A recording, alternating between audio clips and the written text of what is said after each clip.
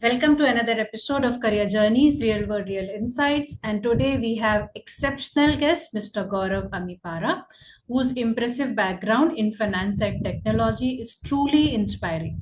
Mr. Amipara began his academic journey by completing 12th standard in commerce, followed by achieving prestigious qualification in chartered accountant, clearing the first few levels.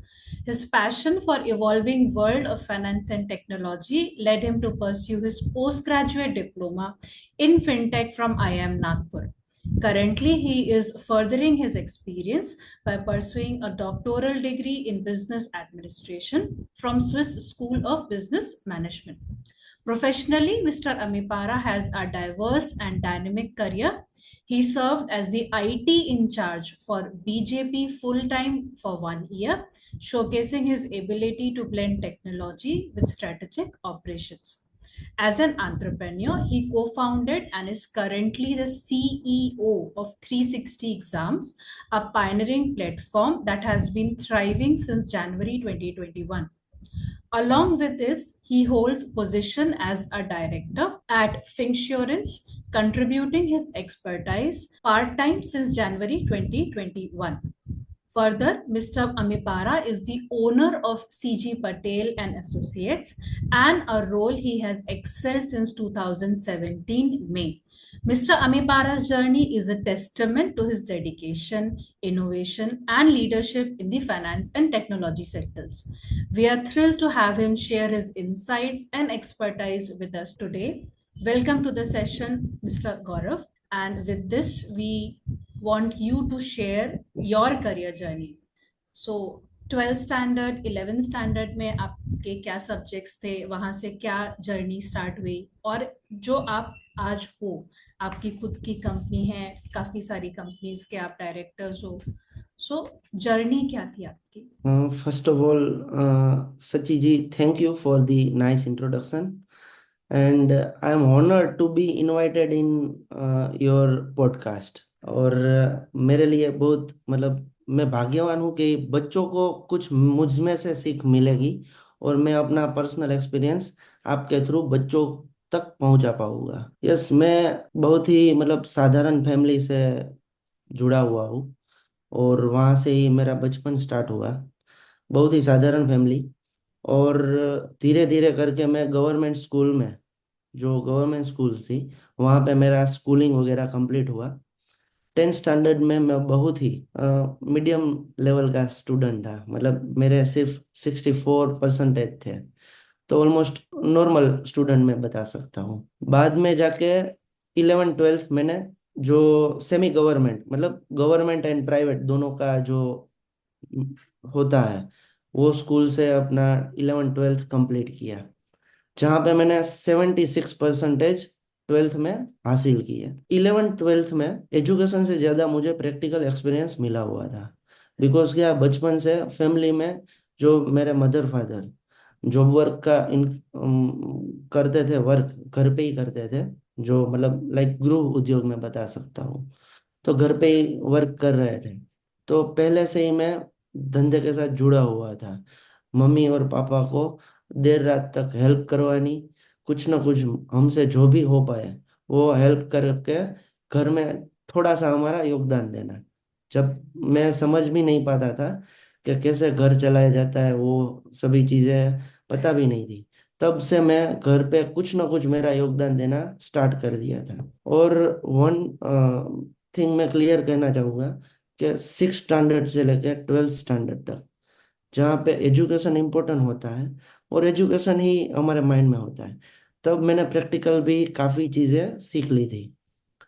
तो ऐसे मेरा 11th 12th काफ़ी मतलब बता सकूँ कि challenges के साथ पास ऑन हुआ था. 12th कंप्लीट करने के बाद बहुत ही बड़ा क्वेश्चन था कि आगे पढ़ाई करें या पढ़ाई ना करें, या फिर यहाँ पे स्टॉप करके कुछ ना कुछ मजदूरी वगैरह करके अपनी फैमिली को हेल्प करवाओ फिनेंशियली. तो मदर से पूछा.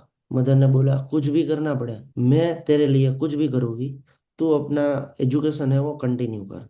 फादर से पूछा. फादर ने बोला मेरे पास इतनी कैपेसिटी नहीं है कि मैं तुझे आगे एजुकेशन में फिनेंशियली सपोर्ट कर पाऊँ. फिर डिसीजन आया, फैमिली मेम्बर ने भी बताया कि भाई कुछ होगा तो हम आगे देख लेंगे, बट तुम्हारी मदर बता रही है तो आगे एजुकेशन ही कंटिन्यू करो। तो फिर सीए का फॉर्म भरा और साथ साथ में बीकॉम का भी फॉर्म भर लिया।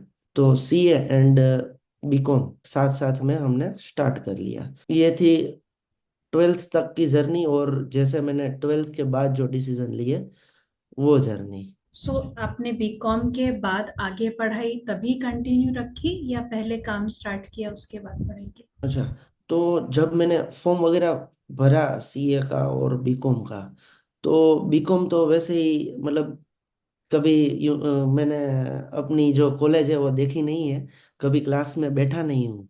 जस्ट मैंने बीकॉम साथ साथ में डिग्री मिल रही है इसलिए कर लिया, ठीक है।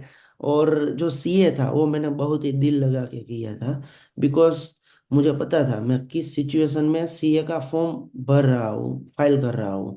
बिकॉज तब तो जो सीपीटी आ रहा था, हमारे टाइम पे सीपीटी का हम्म। एग्जाम आता था, तो राइट। सीपीटी का फॉर्म फाइल करने का, क्लासेस का फीस भरने का ऑलमोस्ट 25 से 30 हजार रुपीज का मतलब खर्चा हो रहा था, जो मेरे लिए इम्पॉसिबल था पे करना। बट फिर भी कुछ भी करके हमने वो सब किया। बाद में बहुत दिल से मैंने सीपीटी स्टार्ट किया, बट क्लासेस में माइंड नहीं लग रहा था। तो मैंने घर से मैंने प्रिपरेशन वगैरह स्टार्ट कर ली। 2-3 मंथ में क्लासेस भी गया, सीपीटी भी मैंने क्लासेस से बहुत ही अच्छी तरह से पढ़ाई की, जो जो वहाँ से गाइडेंस दे रहे थे वैसे ही मैंने घर पे किया। बट फिर भी मुझे ऐसा लग रहा था कि मैं थोड़ा पीछे चल रहा हूँ।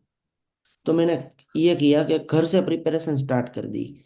तो सीपीटी में भी मैंने फर्स्ट अटेम्प्ट में ही क्लियर कर लिया। ऑलमोस्ट 70% थे मेरे, 138 के करीब करीब मार्क थे आउट ऑफ 200 मार्क्स। उसके बाद हमारे पास आईपीसीसी आ रहा था, अभी चेंज हो गया, इंटरमीडिएट हो गया। तब हम्म। हमारे वक्त पे आईपीसीसी था 2011 में। तो जब 2011 में आईपीसीसी भी मैंने खुद से ही किया, प्रिपरेशन जो था वो घर से ही किया। तो पहले मैंने फर्स्ट ग्रुप क्लियर किया, बाद में सेकंड ग्रुप की मैंने एग्जाम दी थी। तो सेकंड ग्रुप भी मैंने क्लियर कर लिया फर्स्ट अटेम्प्ट में। और उसके बाद साथ साथ में आर्टिकलशिप भी चालू थी, बिकॉज फर्स्ट ग्रुप के बाद आर्टिकलशिप स्टार्ट हो जाती है। तो पीबी डडानियन कंपनी करके मेरे बॉस रहे, और काफ़ी एक्सपीरियंस्ड सर थे हमारे। तो वहाँ पे आर्टिकलशिप भी चालू, साथ साथ में मेरी सेकेंड ग्रुप एंड आईपीसीसी की भी प्रिपरेशन स्टार्ट थी। और सेकेंड ग्रुप निकल गया, बाद में फाइनल स्टार्ट हुआ। फाइनल में भी ऐसा था, दोनों ग्रुप मैंने कंबाइंड ही प्रिपरेशन की हुई थी। तो दोनों ग्रुप का एग्जाम नवंबर 2014 में आ गया। फर्स्ट ग्रुप अच्छी तरह से मैंने दे दिया, अच्छी तरह से मतलब जैसी प्रिपरेशन की थी बहुत ही अच्छी शांति से एग्जाम कंप्लीट हो गया। सेकंड ग्रुप में ऐसा हुआ कि फर्स्ट जो पेपर था वो भी अच्छी तरह से चला गया। सेकंड ग्रुप में ऐसा हुआ कि कुछ एक्सपीरियंस करना है, तो मैंने ऐसा सोचा कि भाई एग्जाम हमें मतलब नहीं इतनी सीरियसली नहीं देनी है, रिलैक्स होकर देनी है। अगर एग्जाम पास आता है तो बढ़िया है, फेल आता है तो उससे बढ़िया है। ऐसा सोच के हमने सेकंड ग्रुप का एग्जाम, लास्ट 3 जो पेपर थे वो निकाले। रिजल्ट आया, फर्स्ट ग्रुप क्लियर था। सेकंड ग्रुप में जैसा मतलब एक्सपेक्टेड था वैसा ही रिजल्ट आया। फर्स्ट पेपर था अच्छा चला गया था, सेकंड थर्ड एंड फोर्थ उसमें मैं फेल था। बहुत कम मार्जिन से था, बट फेल तो फेल ही होता है। उसके बाद अटेम्प्ट आया, उसमें भी बहुत अच्छा मतलब इतना मतलब सोचा नहीं था कि बहुत ही सीरियसली और बहुत हार्ड वर्क करके हमें एग्जाम देना है। बट फिर भी बहुत अच्छे मार्क्स हमने ले लिए थे। और बाद में ऐसा ही मतलब फिक्स कर दिया कि अब एग्जाम ही नहीं देना है, जस्ट हमें यही फील्ड में आगे भी बढ़ना है, बट विदाउट सीए प्रीफिक्स के बिना मतलब हमें आगे बढ़ना है। तो धीरे धीरे करके सभी चीज़ों का एक्सपीरियंस किया। 2 साल सिर्फ एक्सपीरियंस ही किया कि कैसे वर्क होता है, क्या क्या वर्क होता है। सीए मतलब ऐसा होता है कि काफ़ी सीए ऐसे होते हैं, लाइक सीए के फील्ड में काफ़ी काफ़ी वर्क आता है जो सीए को भी काफ़ी टाइम नहीं पता होता है। और दूसरी चीज़ कि मेजरली सीए ऐसे होते हैं कि मैं सिर्फ इनकम टैक्स का काम करूंगा तो सिर्फ इनकम टैक्स का ही करूंगा, बाद में जीएसटी का नहीं करूंगा। तो मतलब हमने ऐसा एक्सपीरियंस किया कि सीए कितना कितना वर्क कर सकता है, क्या क्या वर्क कर सकता है, उसका एक लिस्ट बनाया हुआ था। सभी चीज़ों को हमने एक्सपीरियंस किया 2 साल के लिए कि ये वर्क कैसे होता है, उसमें क्या क्या प्रोसीजर आती है, ऑनलाइन है या ऑफलाइन है, क्या क्या चीज़ों की रिक्वायरमेंट होती है, आगे जाके उसमें क्या कंप्लायंसेस आते हैं। मतलब कुछ हमने लाइक जीएसटी मैंने रजिस्ट्रेशन कर लिया, बाद में उसके क्या कंप्लायंसेस आएंगे, एवरी मंथ के क्या फाइलिंग्स आएंगे, एवरी क्वार्टर के, एवरी ईयर के। और इवन कंप्लायंसेस में कुछ गड़बड़ी हो गई है, कुछ नोटिस वगैरह इशू किया, तो उसके लिए क्या करना है। तो सभी हमने प्रैक्टिकल एस्पेक्ट जो है 2 साल के लिए प्रैक्टिकल एस्पेक्ट पूरे का पूरा अंदर तक हमने जान लिया। और बाद में 2017 में जीजी पटेल एंड एसोसिएट करके हमने प्रोप्राइटरी फर्म स्टार्ट की। और धीरे धीरे करके प्रोप्राइटरी को हमने प्राइवेट लिमिटेड में कन्वर्ट किया, DG Patel and private limited करके। अभी जो मेरा कंपनी है उसमें हम मोर देन 1000 कस्टमर को सर्व करते हैं। और with the grace of God, मतलब मेरी फैमिली के भी काफ़ी ब्लेसिंग्स रहे हैं, और भगवान का भी काफ़ी आशीर्वाद रहा है कि अभी जो मेरी प्रैक्टिस है वो पिछले 5 साल में हमने बनाई हुई है। मेरे फादर का एक भी उसमें, मतलब मैं बताऊँ तो वरना क्या है, हमारा सीए का प्रैक्टिस जो है वो रेफरेंस से चलता है ज़्यादातर। हम्म। मेरे फादर, मेरे फैमिली बैकग्राउंड में इतने रेफरेंसेस नहीं थे कि मुझे जस्ट 1000 का काम मिल सके, सिंगल आईटीआर मिल सके, मतलब हम्म। ऐसी पोजीशन थी। बट आज की तारीख पे 20 ईयर का जो एक्सपीरियंस्ड सीए होता है, उसके पास जो पोर्टफोलियो होता है, जो उसके पास क्लाइंट बेस होता है, वैसा ही क्लाइंट बेस, उतना ही क्लाइंट बेस हमारे पास आज 5 साल में है। मतलब तो मतलब गॉड के और फैमिली के काफी मतलब आशीर्वाद रहे हैं इसमें। सो आपका हार्डवर्क, डेडिकेशन और विजन जो थी आपकी, वो थी कि खुद का करना है, उसके लिए आपने 2 साल पहले सब सीखा। तो क्या आप स्टूडेंट्स को हेल्प करोगे बताने में अभी इस प्लेटफॉर्म में कि एक सीए क्या क्या अलग अलग काम करता है? यस, जैसे आपने बताया कि मन में ठाना हुआ था, मतलब हम्म। फिक्स किया हुआ था।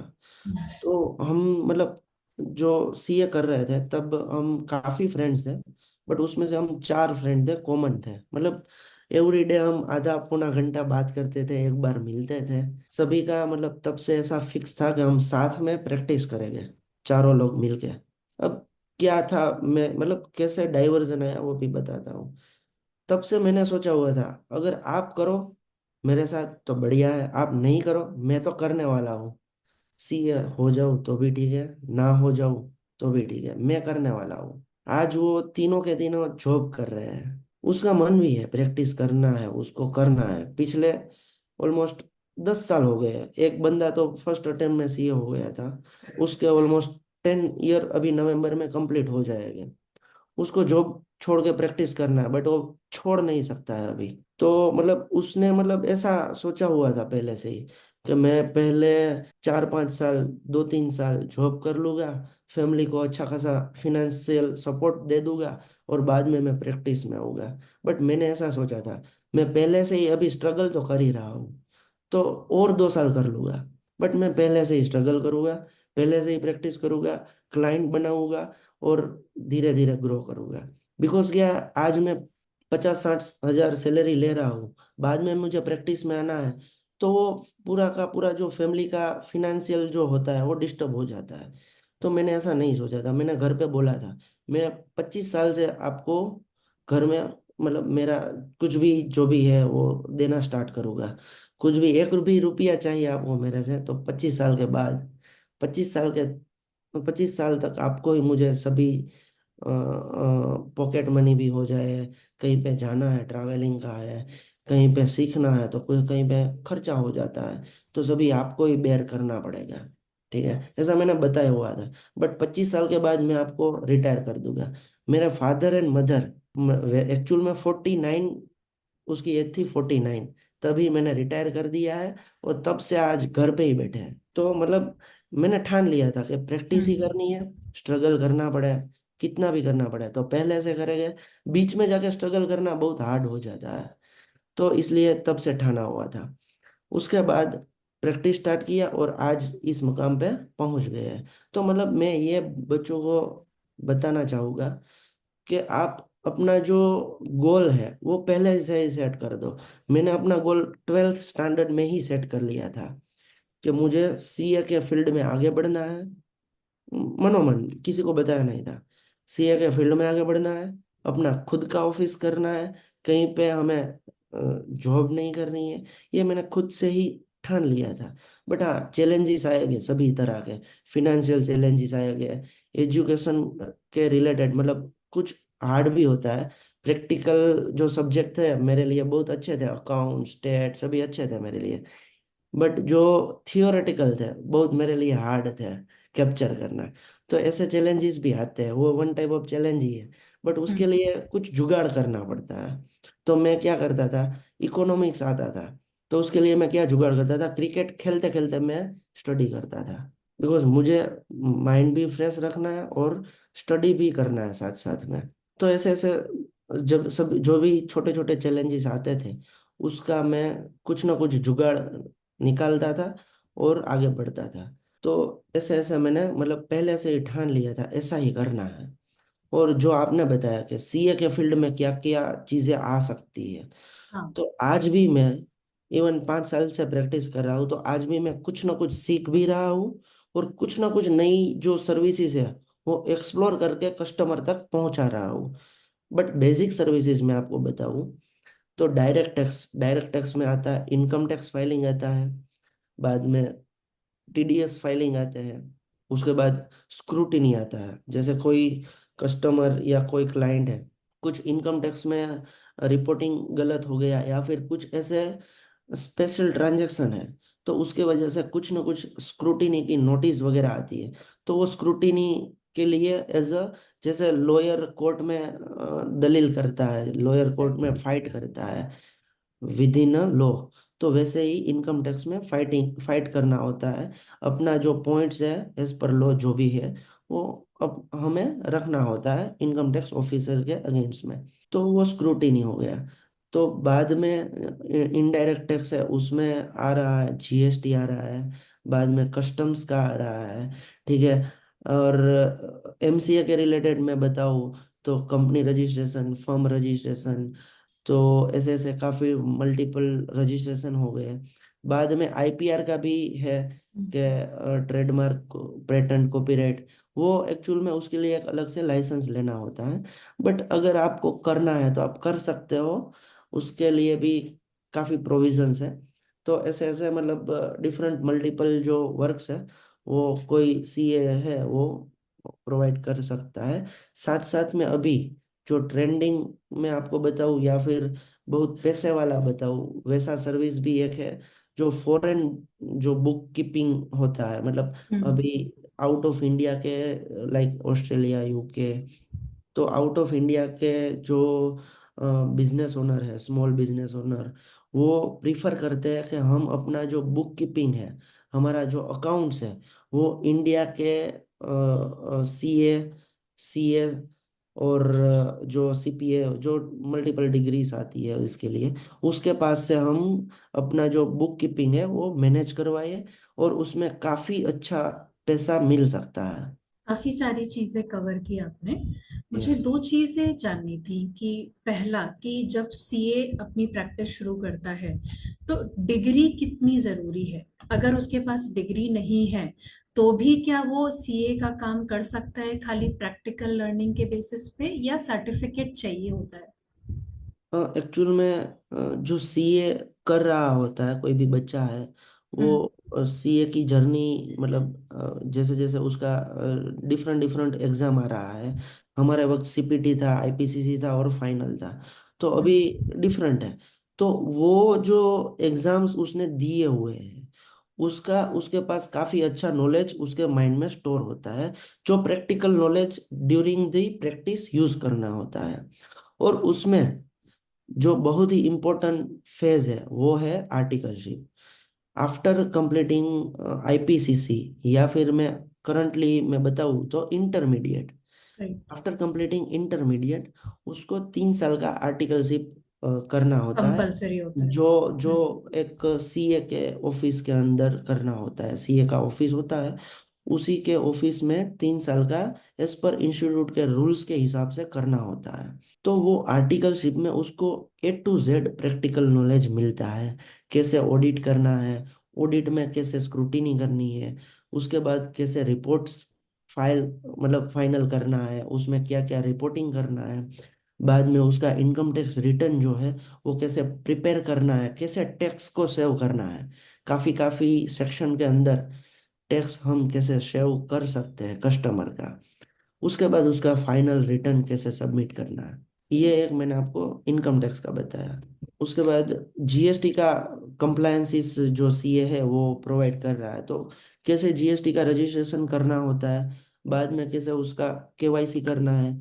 बाद में ऐसा होता है कि प्रैक्टिकली हमें जो डिपार्टमेंट है, जीएसटी डिपार्टमेंट होता है, इनकम टैक्स डिपार्टमेंट होता है, वहां पे भी मैं बच्चों को बताऊंगा कि आप अगर फिनेंस के फील्ड से बिलोंग करते हो तो आप income tax department, GST department पे विजिट करने के लिए जाइए।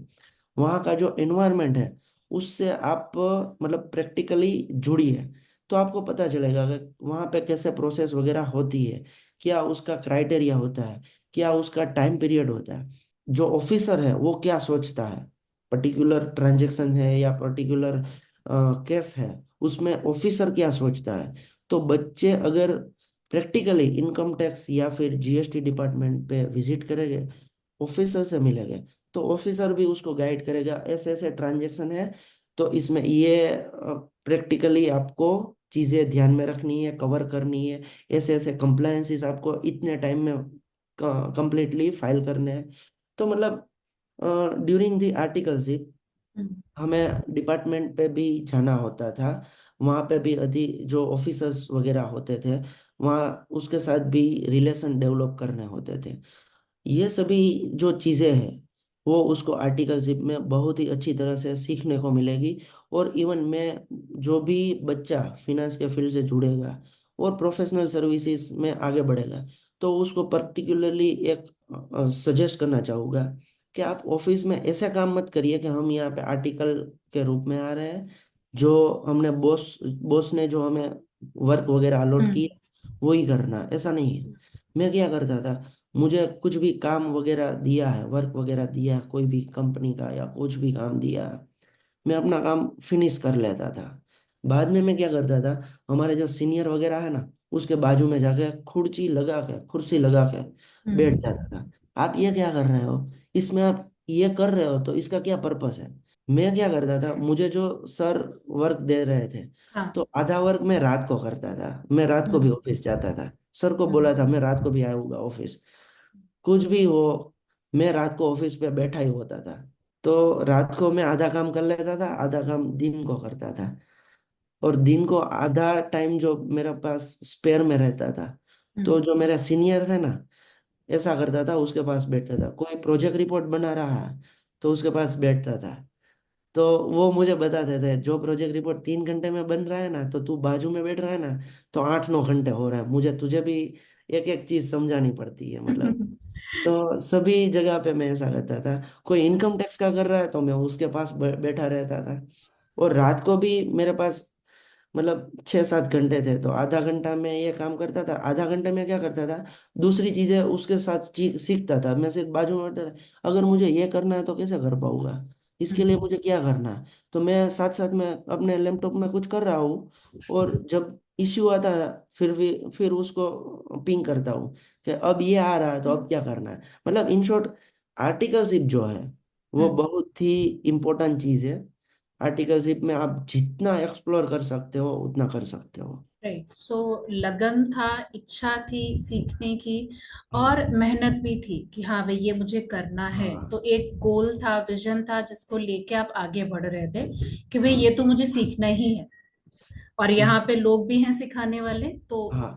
पूरा मेरे सीखना है। मेरे गुरु एक्चुअली, मेरे जो बॉस है विनस गोयल करके है, वो ही मेरा गुरु है। आज भी मैं उसी को गुरु मानता हूँ। और एक चीज उस वो मुझे पूछते थे कि इतना बड़ा इतना ज्यादा सीख रहा है तू तो क्या करेगा, सब कुछ करेगा तो क्या। हम्म। मैंने बोला उसको, तब मैंने बोला था, आपने शायद वो वर्ड सुना होगा शार्क टैंक में, मैंने तब ये वर्ड उसको बोला था, मुझे इस इंडस्ट्रीज का गुंडा बनना है बस। ठीक है, मैंने तब उसको बोला था। और आपने शार्क टैंक में शायद लास्ट सीजन में कोई स्टार्टअप ने ऐसा बताया था, तो तब मुझे मजा आया था कि ये मेरे टाइप का ही है मतलब। राइट। तो ये थी आपकी जर्नी। मुझे एक चीज और जाननी थी कि अगर किसी बच्चे को इस फील्ड में जाना है, तो एक तो तरीका है सीए का रूट लेने का, जिसमें वो सब कुछ सिखाते हैं एग्जाम्स के थ्रू और एक्सपीरियंस के थ्रू, तो वो तो डेफिनेटली बनता है बच्चा सीए। लेकिन अगर किसी का लेवल क्लियर नहीं होता है, तो क्या उसको राइट है अपनी कंपनी स्टार्ट करके और ये सारे काम करने का विदाउट क्वालिफिकेशन?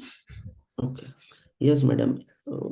अगर वो बच्चा लाइक आर्टिकलशिप तक नहीं पहुंचा है, फिर भी हम्म। उसको यही फील्ड में उसके मन से उसको करना है। हम्म। काफी बच्चे ऐसे होते हैं कि एग्जाम क्लियर नहीं कर पाते, लेकिन राइट। प्रैक्टिकली वो बहुत ही बहुत। आगे जा हाँ। सकते हैं। Right, even right. राजकोट का भी मैं एक दो एग्जांपल दे सकता हूँ कि राजकोट में ऐसे उसको टैक्स कंसल्टेंट हम बोल सकते हैं, टैक्स कंसल्टेंट। उसने सिंपली बीकॉम कर लिया है तो भी अच्छा है। और इवन राजकोट में दो तीन बंदे ऐसे हैं जिसका ट्वेल्थ क्लियर है फिर भी ये फील्ड में है। ठीक है, और बहुत ही अच्छे लेवल पे है। तो मतलब ये मैं बता सकता हूँ उस बच्चों को कि अगर वो आर्टिकलशिप तक जा पाए तो बहुत ही बेटर है, बिकॉज उसके हम्म। लिए बहुत ही अच्छा चांस है प्रैक्टिकल रियल वर्ल्ड में रहने का। ठीक है, हम्म। अगर नहीं क्लियर कर पा रहे हैं, आईपीसीसी ही नहीं क्लियर कर पा रहा है, इंटरमीडिएट जो हम्म। क्लियर नहीं कर पा रहा है, फिर भी उसको इसी फील्ड में जाना है, हम्म। तो उसको क्या करना चाहिए?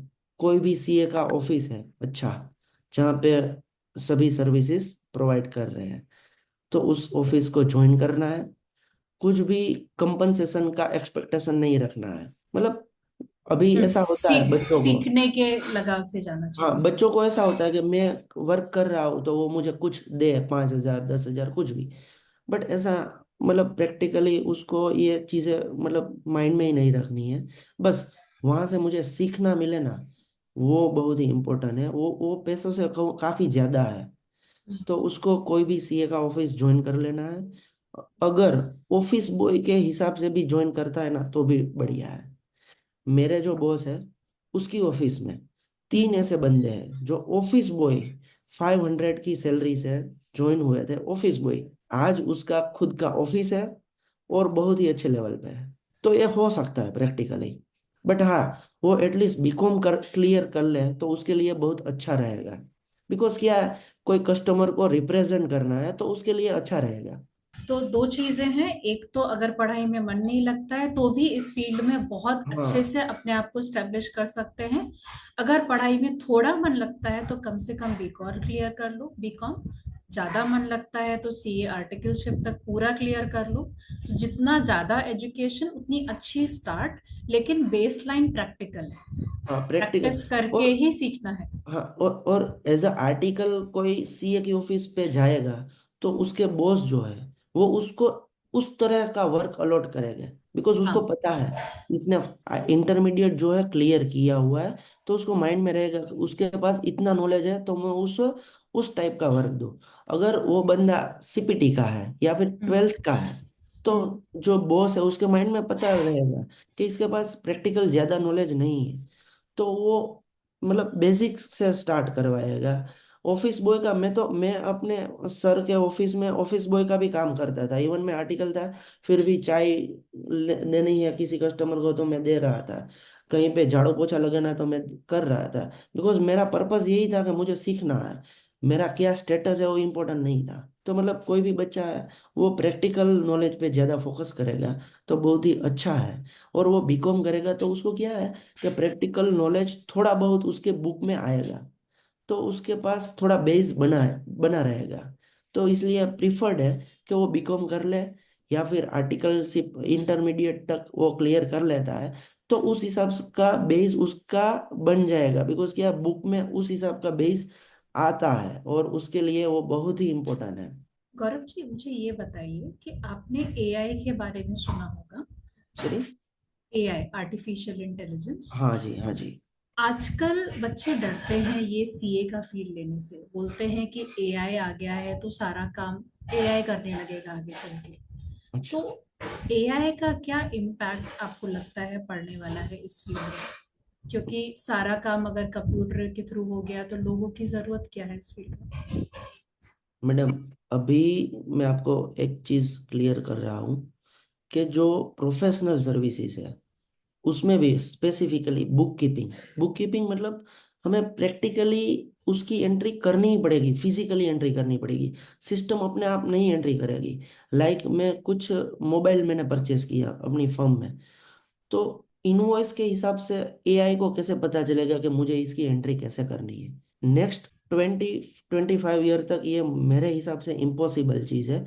बुक कीपिंग आज पूरे ग्लोबली, पूरे वर्ल्ड में फिजिकली ही किया जाता है। और इवन ग्लोबली जो आउट ऑफ इंडिया के जो अच्छे अच्छे कंट्रीज है, यूएसए हो गया, यूके हो गया, वो सभी लोग इतने टेक्नोलॉजी में आगे हैं, फिर भी बुक कीपिंग के लिए इंडिया को प्रीफर करते हैं। और राइट। इंडिया में उसके बुक कीपिंग्स वगैरह जो है वो मेंटेन करवाते हैं।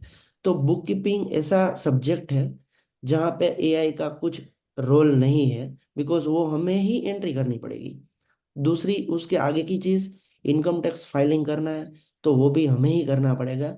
उसमें ऐसा है, एआई अगर आ जाता है तो वो ये सेंसिटिव चीजें हैं फिनेंस की। एक बार फाइल हो गया तो फाइल हो गया, बाद में गवर्नमेंट के compliances like income tax, GST, उसके कंप्लायंसेस में हम फंस जाएंगे। तो हमें इसका जो है उसका, अगर एआई का यूज भी करते हैं तो भी हमारा जो रोल है वो इतना ही इम्पोर्टेंट रहेगा। हमें वेरीफाई करना ही पड़ेगा, हमें उसको एक एक चीज को वेरीफाई करके ही आगे सबमिट, आगे प्रोसीड करना पड़ेगा। बट प्रैक्टिकली ये पॉसिबल नहीं है कि एआई के यूज के हिसाब से, एआई के यूज करने से हम बुक कीपिंग मेंटेन कर पाए, हमारा अकाउंट्स मेंटेन कर पाए, इनकम टैक्स फाइल कर पाए। ये प्रैक्टिकली प्रोसेस प्रोसेस जो है ये पॉसिबल नहीं है। लाइक जीएसटी फाइल करना है तो पॉसिबल नहीं है एआई से हम फाइल कर पाए। जो गवर्नमेंट के साथ हम कंप्लायंसेस कर रहे हैं उसमें हमारा रोल सिस्टम से, सॉफ्टवेयर से बहुत ही ज्यादा हो जाता है।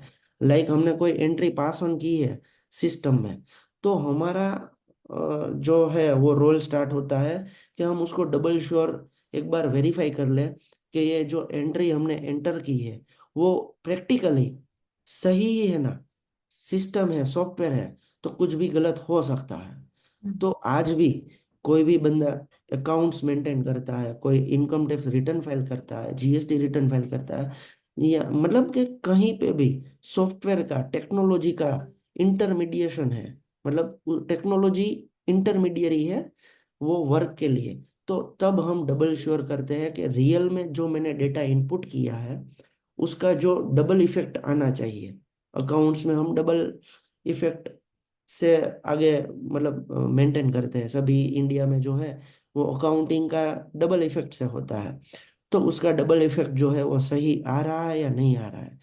तो जहाँ पे टेक्नोलॉजी का यूज अभी हो रहा है वहां पे भी हमें डबल श्योर करना होना पड़ता है कि भाई एक्चुअल में वो सही ट्रांजैक्शन है, एक्चुअल में उसका पोस्टिंग, उसका जो इम्प्लीमेंटेशन वो सही हुआ है।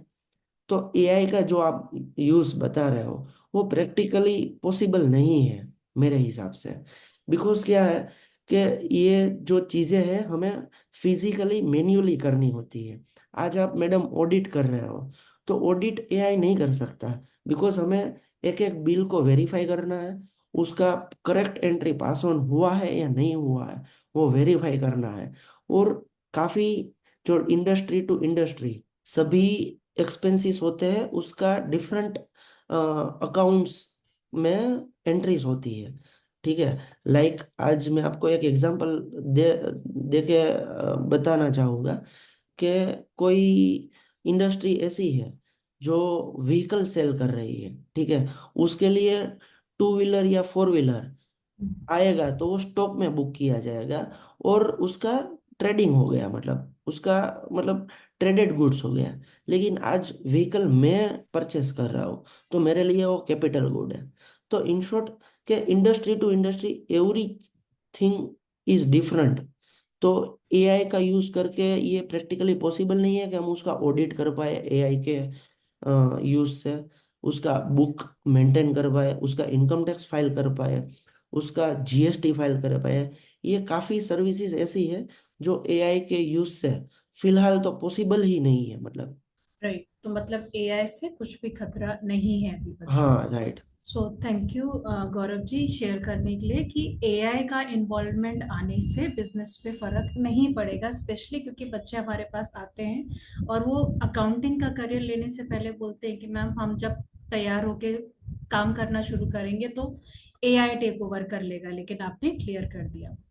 बिजनेस में और किन चीजों की जरूरत होती है अदर देन जो हमारा एक्सपीरियंस है, नॉलेज है, हम बढ़ाते कैसे हैं बिजनेस को? जैसे मैंने आपको पहले ही बताया कि ये जो प्रोफेशनल फील्ड है वो बहुत ही सेंसिटिव है। इसमें कैसा होता है कि हमें काफ़ी कस्टमर बोलते हैं, मतलब बताते हैं कि भाई ये मैंने अपनी वाइफ को भी नहीं बताया, तुम्हें बता रहा हूँ कि इतना प्रॉपर्टी है मेरे पास, इतना मेरे पास सेविंग पड़ा हुआ है, ये मैंने वाइफ को भी नहीं बताया फिर भी तुम्हें बता। मतलब in short one type of sensitive है। तो कॉन्फिडेंशियल। हाँ, हम्म। कॉन्फिडेंस है।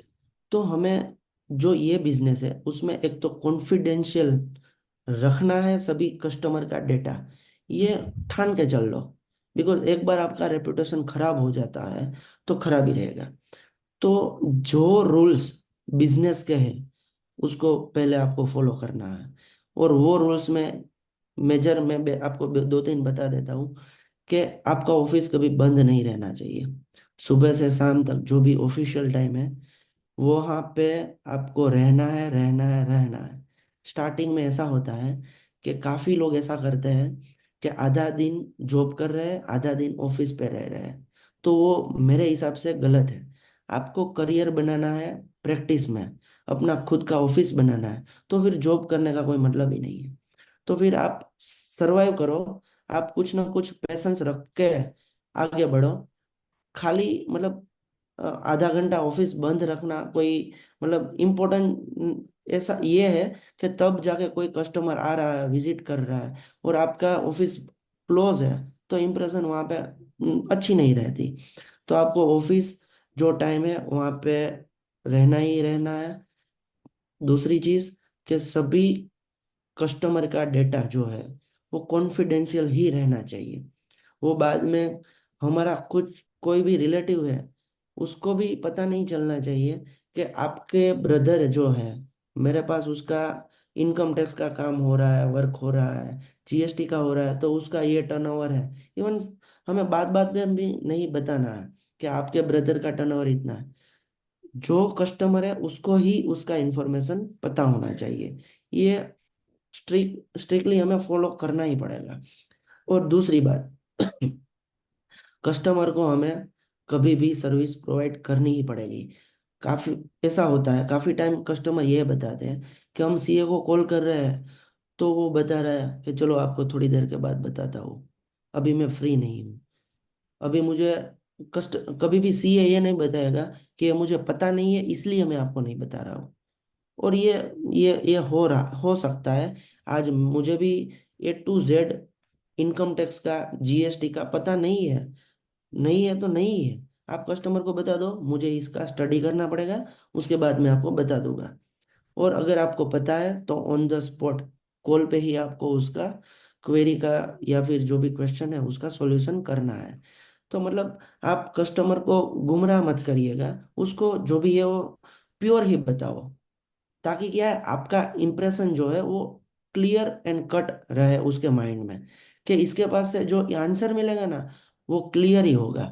ऐसा नहीं होगा कि पता है या नहीं पता है, डिसीजन लेना है या नहीं लेना, बट उसके पास से एटलीस्ट क्लियर कट आंसर मिलेगा।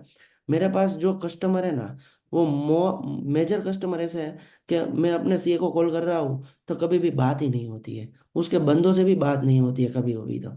तो इसीलिए मुझे बस आपसे रिस्पॉन्स ऑन द स्पॉट मिलना चाहिए या फिर आपका जो भी वेटिंग टाइम है उस हिसाब से मिलना चाहिए। बट हमारे यहाँ ऐसा है कि आप रात को 12 बजे भी कॉल करोगे तो भी आपको रिस्पॉन्स मिलेगा।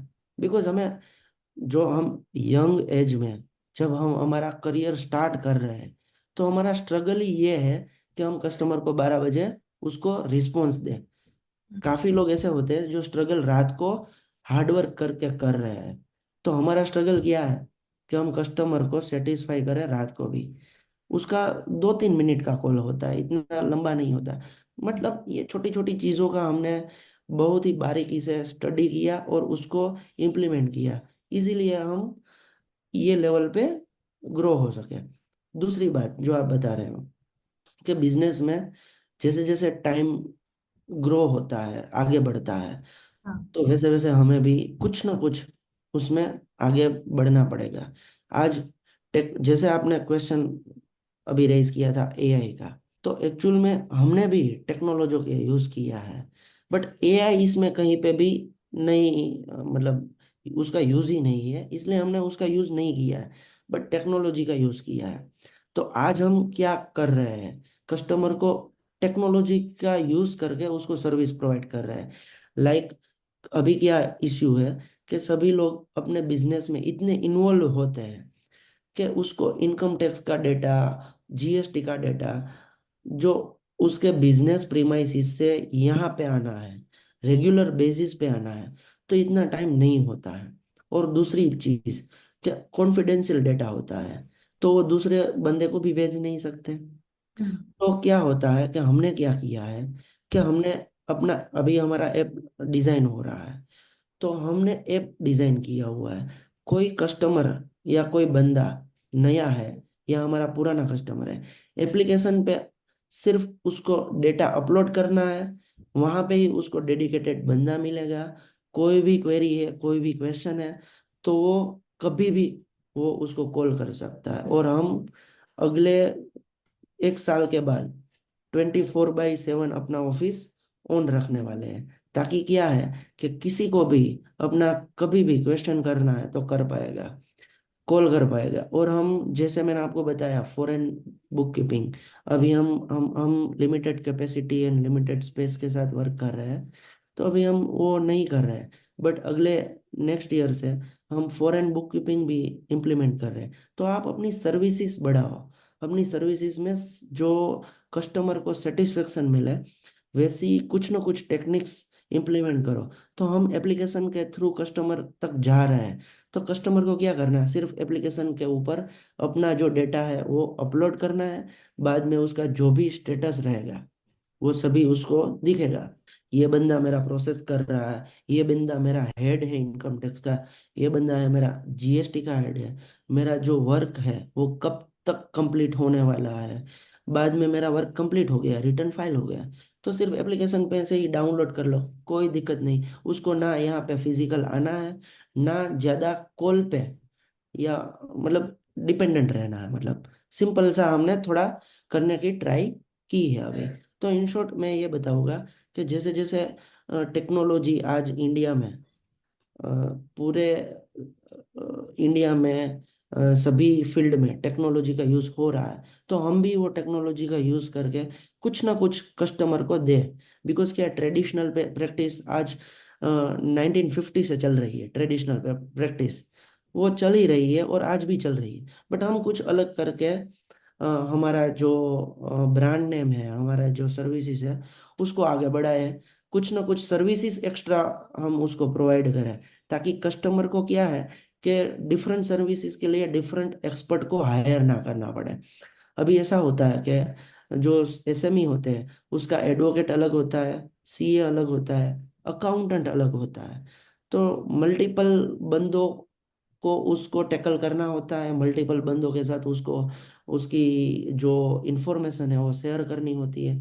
तो इसीलिए आप सर्विसेज को इंक्रीज करो और ऐसा मतलब प्लेटफॉर्म प्रोवाइड करो कि वो सभी सर्विसेज आपसे ही ले, एक ही बंदे के साथ उसको डीलिंग करना उसके लिए अच्छा रहेगा। मतलब और दूसरी बात मैं ये बताऊंगा कि साथ साथ में आप अपना पर्सनल नेटवर्क जो है, सोशल नेटवर्क है, उसके साथ भी आप मतलब रेगुलर बेसिस पे कनेक्टेड रहे, तो क्या है वहां से आपको लीड्स मिलते रहेंगे, नए कस्टमर मिलते रहेंगे।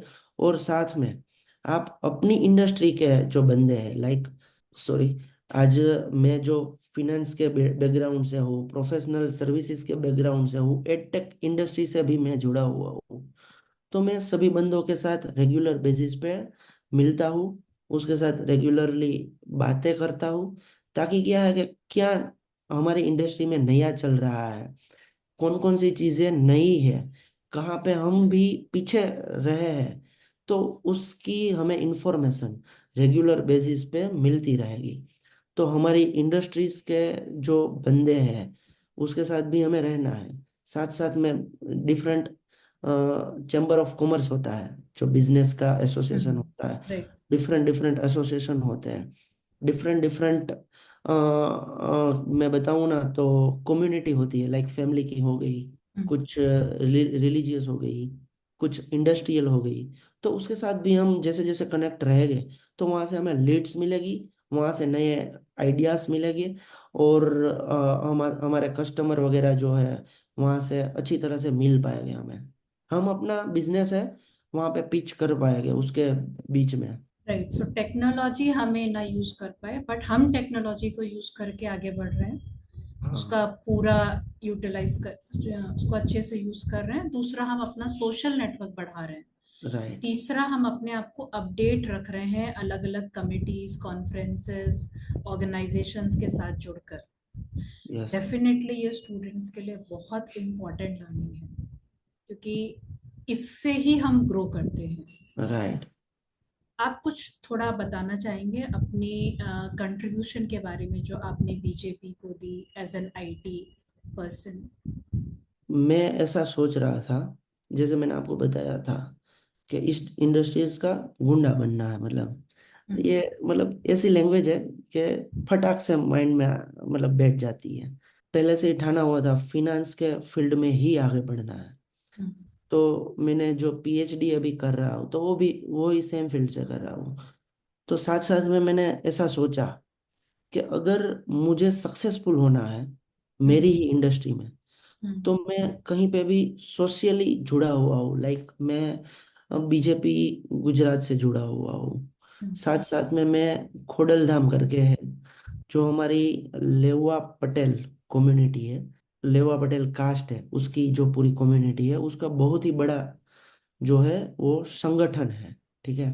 तो उसके साथ मैंने जो मुझे वहाँ पे सर्विस ही करनी है, मतलब फ्री ऑफ कॉस्ट वहाँ पे मुझे चैरिटी करनी है, मतलब मेरा जो टाइम है वो स्पेंड करके मुझे कुछ ना कुछ अच्छा करना है।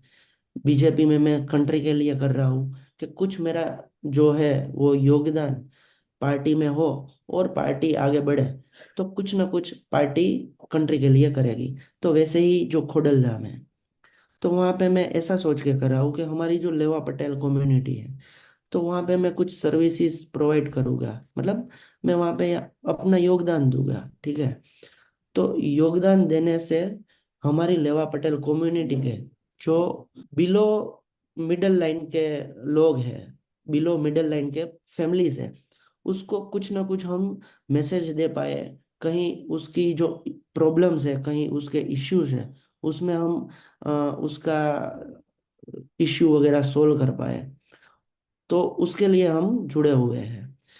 तो मैं ऐसा सोच के जुड़ा हुआ हूँ कि मैं अगर उस वहाँ पे जुड़ा हुआ हूँ तो मैं मेरे ही फील्ड से जो चीज़ें हैं, मेरे ही फील्ड की जो चीज़ें हैं उसी में मैं अपना योगदान दूँ, उसी में मैं अपना कंट्रीब्यूशन दूँ, ताकि क्या है मेरा भी डेवलपमेंट हो और मैं अच्छी सर्विसेज प्रोवाइड कर सकूँ।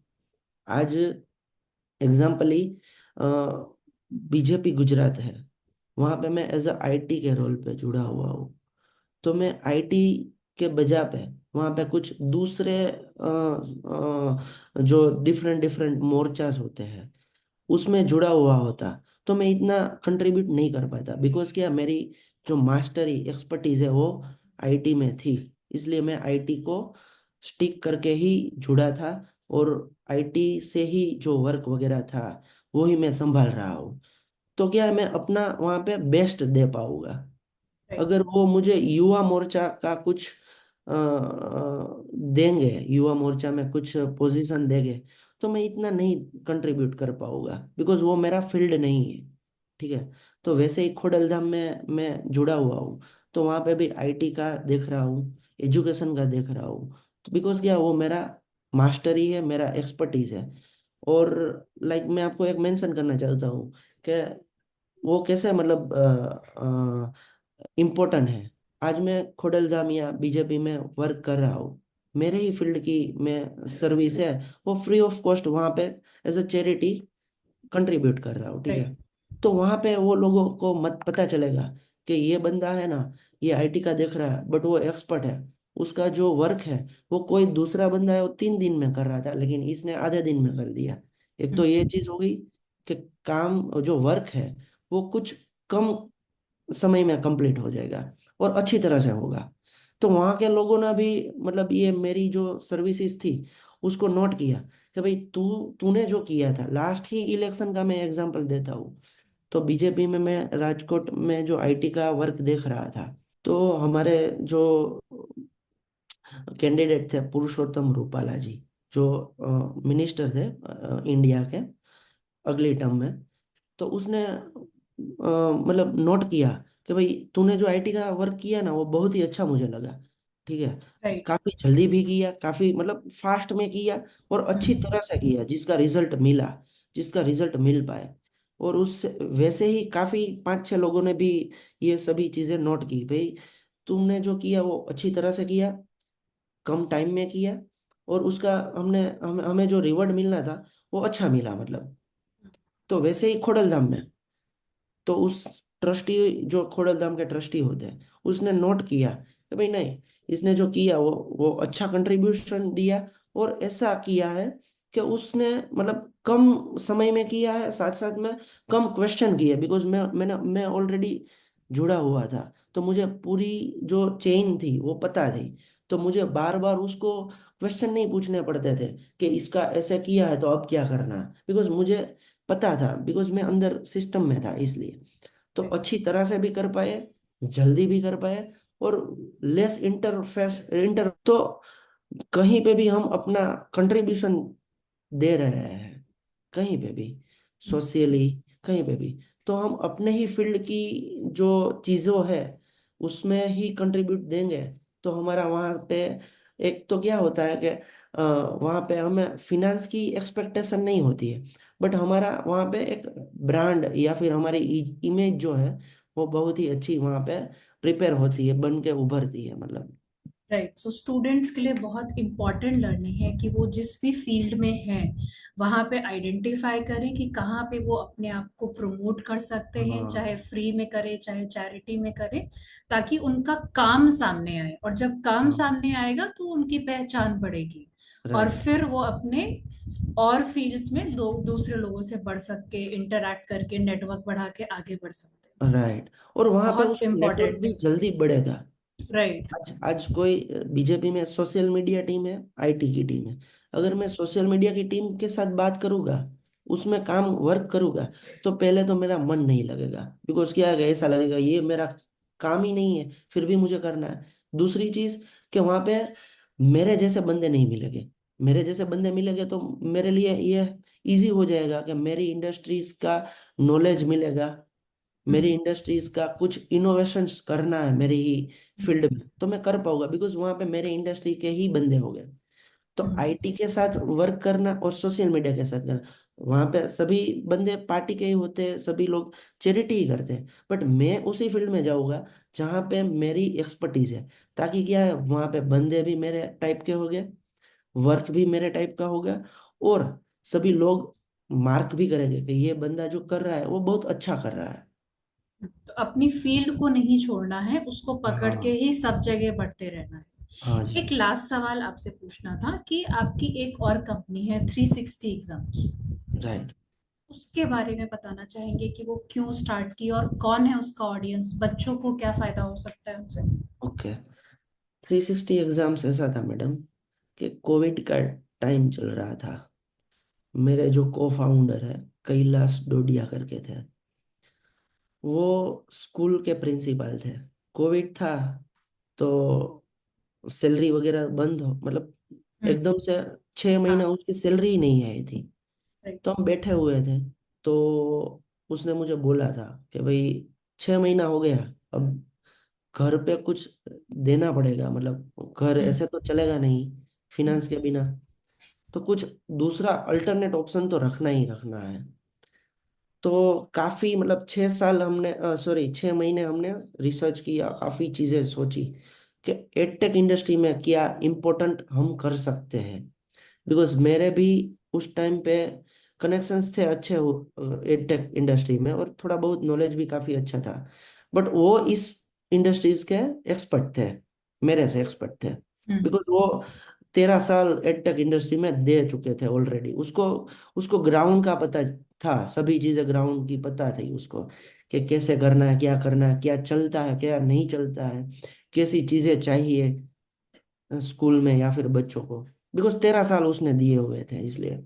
तो हमने उसको हमने सोचा कि कुछ इनोवेटिव प्रोडक्ट करते हैं, ट्राई करते हैं। इन्वेस्टमेंट मैं करूँगा, टाइम आप दीजिएगा। तो पहले ऐसे स्टार्ट किया हमने। बाद में धीरे धीरे मैं भी उसमें टाइम स्पेंड करने लगा। और वो प्लेटफॉर्म क्या है अब वो मैं बताता हूँ। तब इश्यू ये था, उसने बताया था कि कोविड का टाइम है। हमें जो स्कूल के ओनर है वो बताते हैं कि भाई आप स्टैंडर्ड 8 का गुजराती का पेपर निकाल के हमें दे दो, स्टैंडर्ड 9 का मैथ्स का पेपर निकाल के हमें दे दो। रोजाना बच्चों के एग्जाम स्टार्ट हो गए थे उस टाइम पे। और कई रुपए बताने लगे, पैसा कुछ दे नहीं रहे हैं, वर्क रोज करवा रहे हैं। बिकॉज क्या, एग्जाम पेपर बनाने के लिए ऑलमोस्ट 2 घंटे लगाने पड़ते हैं। कोई भी टीचर है, उसको एग्जाम पेपर बनाना है तो 1.5 से 2 घंटा लगेगा। रेफरेंस मटेरियल्स काफी लगेंगे, उसमें से हम आइडेंटिफाई करके कहीं पे नोट करेंगे और एग्जाम पेपर बनाएंगे। तो ऐसे एग्जाम पेपर बनेगा। तो हमने यही सोचा कि हम एग्जाम पेपर बनाने का इजी कर देते हैं। तो अभी हमने 360 एग्जाम जो बनाया है, वहाँ पे कोई भी teacher, school, college, coaching class, exam paper बनाना है तो विद इन अ मिनट बना सकते हो। आपको जैसा चाहिए वैसा एग्जाम पेपर बन के रेडी हो जाएगा आपके लिए, आपके स्कूल के लेटर हेड पे। ठीक है। और साथ साथ में हमने बच्चों के लिए ये उसमें प्रोवाइड किया था। अभी गुजरात बोर्ड में है, और हम और भी 5 बोर्ड को इम्प्लीमेंट करने वाले थे, ऑन बोर्ड करने वाले थे, लेकिन ये जो कॉमन एजुकेशन पॉलिसी आ गई है तो इसलिए नहीं किया हुआ है। बिकॉज हमारा खामखा टाइम एंड मनी वेस्ट हो रहा था, इसलिए। तो उसमें ये था कि हमने डेटा वगैरह अपना ही फिल किया हुआ है। जो क्वेश्चन पेपर निकलता है उसमें डेटा हमारा ही होता है। हमारे ही टीचर्स ने क्वेश्चन आइडेंटिफाई कर करके उसमें फीड किया हुआ है। तो वो सभी जो एमसीक्यू बेस्ड क्वेश्चन थे, काफी ज्यादा क्वेश्चन है गुजरात में। जो गुजरात बोर्ड है उसमें लार्जेस्ट क्वेश्चन बैंक हमारे पास है अभी। ठीक है। तो वो एमसीक्यू थे। उसमें हमने क्या किया कि एक एप्लीकेशन जो हमारा था उसमें स्टूडेंट का रजिस्ट्रेशन डाल दिया।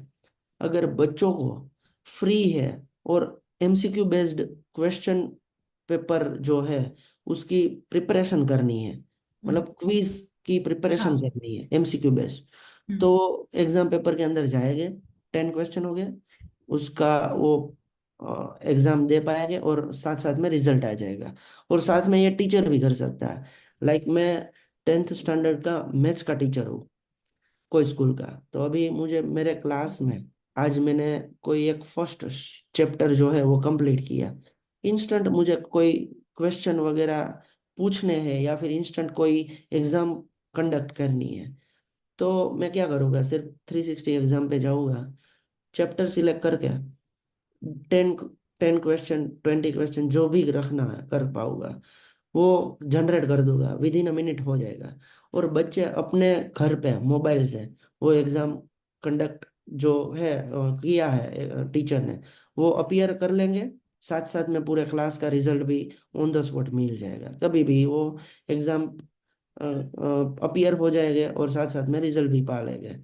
तो टाइम भी मतलब काफी सेव हो जाएगा, पैसे भी काफी सेव हो जाएंगे।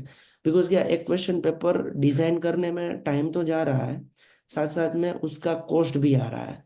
ऑलमोस्ट 150 से 1000 का कॉस्ट आ रहा है। हमारे प्लेटफॉर्म के ऊपर वो 3 रुपीज में ही पूरा पेपर बन के निकल जाएगा। राइट, सो ये मेनली गुजरात बोर्ड के लिए है, स्टूडेंट्स के लिए भी है और टीचर्स के लिए भी है। हाँ जी। इसमें मल्टीपल चॉइस क्वेश्चंस हैं एंड स्टूडेंट्स एंड टीचर्स इसको यूज कर सकते हैं। टीचर के लिए तो पूरा exam paper as a board की ब्लूप्रिंट के हिसाब से ही मिल जाएगा उसको। हम्म। Every time different question paper उसको मिलेगा। और कॉम्पिटिटिव एग्जाम्स का भी हमने उसमें किया हुआ है, काफ़ी अरेंजमेंट किए हैं कि कोई कॉम्पिटिटिव एग्जाम्स गवर्नमेंट कंडक्ट कर रही है तो हम यहाँ पे कर रहे हैं कंडक्ट, और बच्चे फ्री ऑफ कॉस्ट उसमें अपीयर हो रहे हैं। आगे जाके हमारा प्लान है कि हम 10 रुपीज़ पर मॉक टेस्ट बच्चों को प्रोवाइड करें, बिकॉज अभी मॉक टेस्ट के भी 500 से लेकर 1000 तक प्राइस होते हैं, और उसमें बच्चे का टाइम भी जाता है और पैसे भी ज़्यादा वेस्ट हो रहे हैं। तो हम 10 रुपीज़ घर पे कभी भी वो एग्ज़ाम दे पाएगा, कोई भी मॉक टेस्ट होगी, JEE नीट कोई भी। तो राइट। वो हमारा मतलब हमने काफ़ी कंडक्ट किया है, लेकिन नेक्स्ट ईयर से हम थोड़ा उसमें चेंजेस कर रहे हैं, तो शायद ये नेक्स्ट ईयर से कंप्लीट हो जाएगा। सो कम खर्चे में बच्चे को अच्छा हाँ। क्वालिटी एजुकेशन, प्रैक्टिस पेपर वगैरह मिल जाएगा। हाँ। काफी कुछ सीखने को मिला आपसे आज, काफी काम कर रहे हो आप अकाउंटेंसी को फील्ड को लेके, देन सोशल वर्क को लेके, then services, charity, then education. बहुत बहुत सारा एक्सपीरियंस है आपके पास। अगर किसी बच्चे को आपसे जुड़ना है तो वो आपसे कैसे जुड़ सकता है? आपका कोई नंबर या फिर ईमेल या लिंक्डइन, कैसे वो आप तक पहुंच सकते हैं अगर कुछ सीखना है तो? मेरा वैसे सोशल मीडिया में भी प्रेजेंस है, हम्म। बिकॉज क्या है कि मैं बंदा उस हिसाब से का हूँ कि कहीं पे भी मेरी मतलब मार्केटिंग होनी चाहिए। हम्म। और वो भी बिजनेस के लिए भी मैं फेसबुक इंस्टाग्राम कहीं पे भी 2 साल के पहले नहीं था, बट बिजनेस आगे ले जाने के लिए सभी जगह पे आना पड़ा। तो कोई भी बंदा, कोई भी स्टूडेंट मेरे से लिंक्डइन पे, इंस्टाग्राम पे कनेक्ट कर सकता है। और उसमें मेरा जो हैंडल है वो गौरव अमीप्रा ही है, तो मुझे कनेक्ट कर सकता है। फेसबुक पे मैं जो मैसेज करोगे, तो मैंने आज तक कहीं पे भी मैसेंजर यूज़ नहीं किया है, तो बेटर है आप लिंक्डइन या फिर इंस्टाग्राम पे आप मुझे मैसेज कर दो। दूसरी बात, क्या आप मुझे कॉल भी कर सकते हो कभी भी। मेरा जो कॉन्टेक्ट नंबर है, पर्सनल नंबर है, वही मैं आपको शेयर कर रहा हूँ। 8460226530। अगेन मैं रिपीट कर लेता हूँ, 8460226530। थैंक यू गौरव जी। जाने से पहले एक आखिरी सवाल, बच्चों के लिए आपके जीवन के हिसाब से कोई भी तीन ऐसी चीजें या ज्ञान देना चाहेंगे या लर्निंग देना चाहेंगे ताकि वो अपने आप को आगे बढ़ा सके? बच्चे से ज़्यादा मैं प्रीफर करूँगा, बिकॉज मैं भी एक पेरेंट हूँ, मेरी भी एक छोटी बच्ची है। तो मैं पेरेंट को मतलब पेरेंट को पहला जो पॉइंट है वो पेरेंट को ही बोलूँगा। बच्चे के अंदर क्या है वो आइडेंटिफाई करें, और वही फील्ड में उसको आगे जाने के लिए प्रमोट करें। ना कि हम क्या सोच रहे हैं कि भाई मैं सोच रहा हूँ मेरी बेटी CA करे, मेरी बेटी ज़्यादा एजुकेट हो जाए, मेरी बेटी IPS बने, वैसा मैं सोच ही नहीं रहा हूँ। उसके अंदर जो भी पड़ा है वही मैं आइडेंटिफाई करूँगा, और उसी में उसको मैं आगे प्रमोट करूँगा। और उसके लिए मुझे जो भी करना पड़े वो मैं करूँगा। तो मैं सभी पेरेंट्स को यही मैसेज देना चाहूँगा कि आप भी सेम चीज़ को इम्प्लीमेंट करें। कोई कोई कोई बच्चा ऐसा होता है कि स्पोर्ट्स में उसकी ज़्यादा रुचि होती है, तो हमें उसके साथ खेलना चाहिए, वही स्पोर्ट्स में उसको आगे लेके जाना चाहिए, एक चीज़। दूसरी बात, कि बच्चे भी जो भी मतलब फील्ड उसको पसंद है, जो भी सब्जेक्ट उसको पसंद है, वो पहले से ही पसंद करके रखे। मतलब नहीं कि 12th स्टैंडर्ड के बाद हम सोचने बैठे कि अब हम किस में एडमिशन लगे, BCA में लगे, BCom में लगे, कहाँ पे एडमिशन लगे। बट वो 10th स्टैंडर्ड में ही सोच के रखे कि मुझे किस दिशा में आगे बढ़ना है, मेरी क्या जर्नी है, मेरे क्या मतलब एक्सपर्टी, मतलब मुझे किस फील्ड में ज़्यादा रुचि है, उसी फील्ड में मुझे आगे बढ़ना है, और उसी फील्ड में मुझे टाइम डाइवर्ट करना है। मैं जब मैंने जब ठान लिया था कि भाई यही CA की फील्ड में ही आगे बढ़ना है, तो मैं अकाउंट एंड स्टेट में ज़्यादा फोकस करता था, थियोरी में बहुत इतना फोकस नहीं करता था। बिकॉज क्या, मेरा फील्ड अगर एक बार, मेरी जो दिशा है वो अगर एक बार फिक्स हो जाती है, तो मैं उस पे ज़्यादा फोकस करके ज़्यादा टाइम स्पेंड करके अच्छी तरह से उसको टाइम दे पाऊंगा। खाम का दूसरी जगह पे टाइम जो वेस्ट हो रहा है उसको यहाँ पे इन्वेस्ट कर पाऊंगा। और जो भी करना है वो अच्छी तरह से करना है।